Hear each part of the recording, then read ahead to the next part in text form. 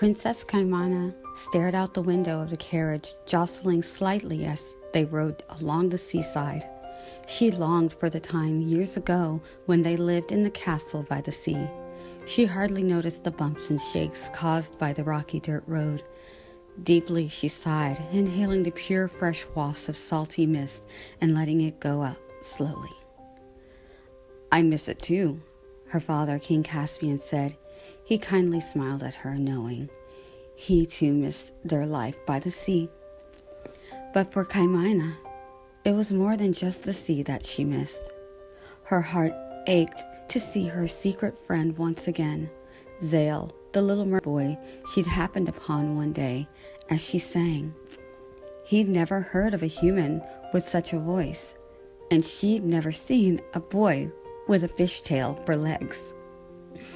The two were fast friends, meeting in secret every day in the sea cavern. He'd bring bags of trinkets he'd found at the bottom of the sea, and she would tell him what this thing and that thing were. Zale would tell her how he hated being so small, how he struggled with the training he needed to acquire the skills to join his father's army and protect the sea from the evil sea witch. And she would complain about having to wear gaudy dresses, bows, and pearls, and how she always had to follow this rule and that rule to be a proper princess. They shared what life was like in their respective homes on land and beneath the sea. They hoped one day to share the wonders of their world, but both knew it was not possible. Kaimana's mother, Queen Cordelia, feared the sea. A rare condition made her unable to touch the seawater. She worried her sweet Kaya would too have the affliction. Zale's father, Triton, believed humans were dangerous. The two could have gone on being friends in secret, but fate had other plans. It had been a risk worth taking the day Kaimana and Zale dared to dance. He had no legs, so if they were going to dance, she would have to get in the water. This was forbidden by her mother. But when Kaimana touched the water, nothing happened. And so she disobeyed. The two danced in the water, hardly noticing that the water was slowly rising in their hideaway cave. It wasn't until the water was almost to Kamina's neck that they heard the crackle of thunder echo in the distant sea. The storm was sudden and mighty. "The sea witch," Zale hissed. "I must go. My father calls." Kaimana shuddered as she glanced around the enclosed cave. "The water is too high. I'll be trapped and I cannot swim." "Hold on to me," Zale said. "I will swim you to safety, but then I must go." It was a struggle, for he was small, but he had delivered her safely to shore as the storm clouds bellowed above, and then he vanished into the sea. Moments later, the king and queen, along with several guards, came running down the beach, their eyes filled with concern. Her mother hobbled along weakly. When her mother hugged her, the seawater burned her skin. Her mother shrieked in agony. "You were in the sea," Cordelia whimpered, as the welts bubbled on her soft brown skin. "I'm sorry, Mother. I was playing in the cave and did not notice the water rise from the storm." "But you cannot swim," the king said. "How did you get out?" "I was saved by a boy." Kaimana stopped herself from saying too much. She couldn't exactly tell her parents that she was saved by a little mermaid. The king hadn't cared that she had been playing so close to the sea. He was only relieved that his daughter was safe. But the queen was beside herself, and it was the very next day that the king and queen quitted the sea castle forever. Little 7-year-old Kaimana never got to say goodbye to her dearest friend. And so, as their carriage rode along the seashore, all Kaimana could think about was the little boy. And then, in the distance, nestled high upon the rugged pale cliffs, she saw the old castle that was once their home. "Look, Father!" Kaimana's eyes lit up. "Can we stay the night?" "Kaya, dear, if we ride through the night, we can be home by morning." "But, Father, it has been such a long journey and I'm quite fatigued. Please." King Caspian never could resist those large hazel eyes laced with rich dark lashes, her sweet apple smile, and the soft hum of her voice. all right, my dear.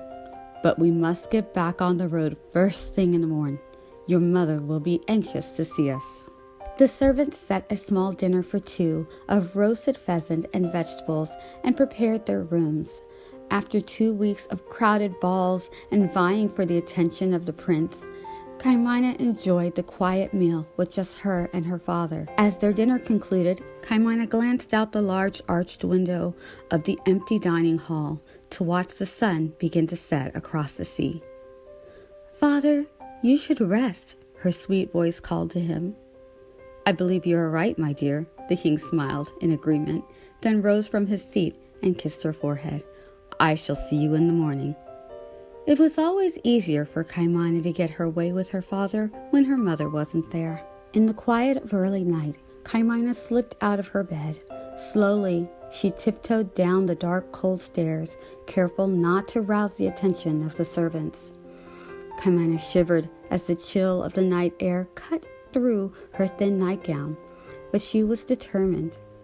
She made her way down to the wharf on the beach where the fishermen kept their boats. She managed to pull a small one into the water. Even in early spring, the water chilled her toes, and though she'd seen a boat be rowed, she never actually rowed one herself. It was a struggle, but she was determined. "Zale, I'm here. It's me. Can you hear me?" she called out as the small boat heaped over low waves. She began to sing in a voice so pure that once upon a time the little boy had not been able to resist. Surely he would come. Her fingers gently flitted through the water as her voice called out to him.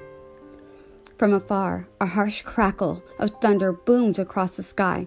Kaimina's heart leaped into her gut, and she shuddered in the small boat. The brewing storm was fast upon her. "Zale!" she cried out. But there was no sign of him in the darkness. The waves began to rise high and fall deep around her. She quickly grabbed an oar and attempted to row against the rising swells as the tiny boat was tossed up and down. As hard as she tried, she could not see the shore through the darkness.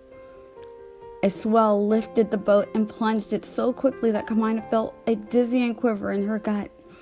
The crackle of thunder and flashes of light made her heart race, but she didn't know what true terror was until she heard a deep swallow roar from behind her. She glanced over her shoulder to see a massive swell towering like a mountain. Her eyes widened as her body froze. It was all she could do to form the one word that escaped her lips in a quivering whimper. "Zale!" In the blink of an eye, the mountainous wave crashed down on her, and everything went black. Lungs burning, unable to breathe in, Kaimina woke briefly to being tussled beneath the sea. Then nothing. She woke again briefly to hands gripping her, pulling her, arms wrapped around her, and then nothing. Kaya, I'm here." Kaimina blinked her eyes open at the unfamiliar voice. A hand gently pulled thick dark locks of hair from her face. As the vision became more clear, through blurred eyes she saw wet wafts of red hair, bright eyes that twinkled in the moonlight through the parting storm clouds. His tail splashed in the remnants of foam that washed upon the beach. "Zale?" she whispered as her mind reconciled that the little mermaid boy was not little at all anymore. "Yes, I'm here," he smiled. 10 years had been too long. Kaimina threw her arms around him, the thrill of seeing him again overshadowing any pain of nearly being crushed by the sea. "You saved me," Kaimina sighed, grateful to be safe on the beach. "I thought I'd never see you again," Zale breathed, taking her in his firm arms. "Where did you go?" "When I almost drowned all those years ago, my mother became quite afraid and moved us far from the sea." "Well, you picked quite a night to return. I heard you call, but I could not come right away. My father assembled his army. The Sea Witch has returned." Kaimina observed his chestplate armor and weapons strapped to his back. "You're part of your father's army now?" "Yes," he said. "But I thought you didn't want anything to do with the army." lording over the sea and chasing the mysterious sea witch. I didn't, but after you left, I was lost. To my father, I was a worthless, scrawly little boy who played with human trinkets and toys. Joining the army took my mind off of how much I missed you and gave me a purpose. I got bigger, stronger, and quite skilled, and soon my father became proud of me. Proud that I was his son. I've spent these last 10 years making King Triton proud, defending and protecting the sea from all those who act with malice, and defending my father's throne against the hideous wicked sea witch. I have no doubt one day I will face this monster in battle. Is she really so awful? Kamina asked. Yes, the most dangerous creature to ever swim the sea, evil beyond compare. She's so wretched and grotesque, she could kill with just a look. Zale arched his arms menacingly, and Kamina let out a gasp, eyes wide with amazement. He looked at her in silence, eyes full of an affection that Kamina had never seen before. Heat rushed to her cheeks, and she glanced away. He cupped her cheek, gently bringing her gaze back to his eyes. Something in his eyes made her feel safe, and feel something else, something she'd never felt before. A rush of butterflies fluttered through her as they sat together on the shore. He drew her close, instinct taking over, and he glanced from her eyes to her lips. A crackle of thunder in the far distance broke the moment. You should probably go. The sea witch is out there. The sea witch is either captured or has fled. You see, the storm is receding, which means my father is victorious again. Zale beamed with pride. Meet me tomorrow at the cavern where we used to play as children. When you sing, I will come. Zale, I'm sorry, but I have to leave at sunrise. My father and I shall return home, and then, well, I won't be back. I did all of this so that we could say goodbye. You can't leave, not when we've just found each other again, Zale protested. When you left before, I lost my entire world. And you found yourself, Zale. Look at who you've become, Kamina smiled. You're no longer the little mermaid who needed a little girl to save him from a shark. Even as a little girl, you had such impeccable aim with a spear, Zale said. I was so weak.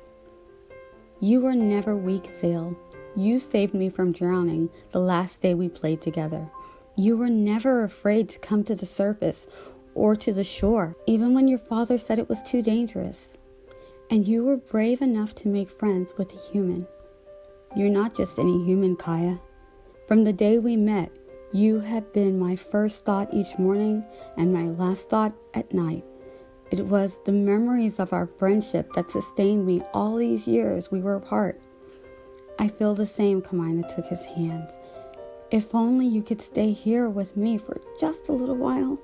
Zale looked out across the sea at the last flicker of lightning in the darkness, then removed his battle armor. For you, my father can wait.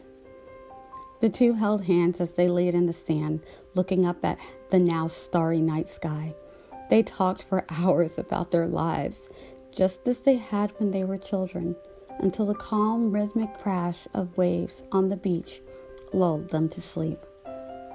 Kaya, wake up, Zale whispered hastily as he gently brushed her soft bronze shoulder. Instead of waking, Maya snuggled herself against his chest. She then woke with a start, realizing the sun was already up. Oh no, my father's going to be mad with worry, she gasped, shielding her blinking eyes from the brightness of the early morn. As will mine, Zale said, hurrying into his armor and strapping on his weaponry. Kamina, princess! They could hear her father and his men calling in the distance. Tears welled up in her eyes as she gave him one last hug, their embrace lasting longer than it should have, but neither one wanting to let go. I wish I didn't have to go, she cried softly in his ear. This wasn't enough time. If ever you should need me, just sing out and I promise I will find a way to come to you. Zale kissed her tenderly, then waded back into the sea. And there wasn't a moment to spare. As the king arrived, to Kamina's surprise, her mother was on his arms. She walked with great pain, which Kamina attributed to her proximity to the sea. Mother, what are you doing here? Never mind me. Cordelia wrapped her arms around her daughter before leaning on her husband once more. Why are you out here on the beach? Dear, we found a boat wrecked and one of your slippers. We were worried that we lost you, said her father. Hermione noticed her mother curiously stare at the trail leading into the water, and then a tiny splash in the distance caught her eye. I'm so sorry, Hermione said, attempting to draw her mother's attention back to her. I missed the sea so much I thought I'd just go for a little while, but there was a storm. A young man rescued me and brought me to safety. We must find him and thank him, the king said. All that matters is that you're safe, Queen Cordelia added with a shiver. She still looked quite weak on her feet. Mother, we should get you back to the castle. I know that being so close to the seawater pains you. With all the commotion of the morning events, the king was in no hurry to leave. The thought of staying an additional day or two excited Hermione. Or rather, the thought of having another opportunity to see Zale again excited her. She was already plotting how she might sneak away when her mother came into her room. The queen dismissed Hermione's servant with the wave of a hand, and Hermione braced herself to get an earful about how dangerous it was for her to sneak out last night. But instead of a harsh talking to, Cordelia sat beside her daughter and took her hand. Kaya, dear, you should not have asked your father to come back to this place so close to the sea. But Mother, Hermione protested, I love it here, and I know you do too. And see, when you're not down on the beach, you're fine. And I have not developed your affliction. The water does not burn me. It's perfectly safe. Hermione, it is not safe. Her mother's voice grew suddenly intense. He will stop at nothing to kill you and me. Hermione was confused. He who? Who would want to kill you or me? Triton, Cordelia hissed. He is cruel beyond any other. He robbed me of what was meant for me when he turned his back on me. He has banished me and all my lineage from ever returning to the sea. He dares to call me the Sea Witch when he is the true monster. Sea Witch? You? A Sea Witch? This made no sense to Hermione. Zale said that the Sea Witch was a hideous monster, but her mother was the most beautiful woman she'd ever seen.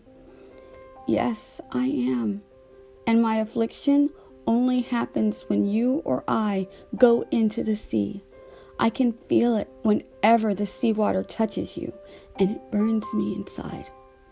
It's how I knew you were in danger. The storms that arise so suddenly when you're in the sea are no coincidence. It's Triton trying to kill you. I tried to stay close to the sea for many years. I thought if I could be near the sea, to see it, smell it, then it would be okay, and I wouldn't miss it so much.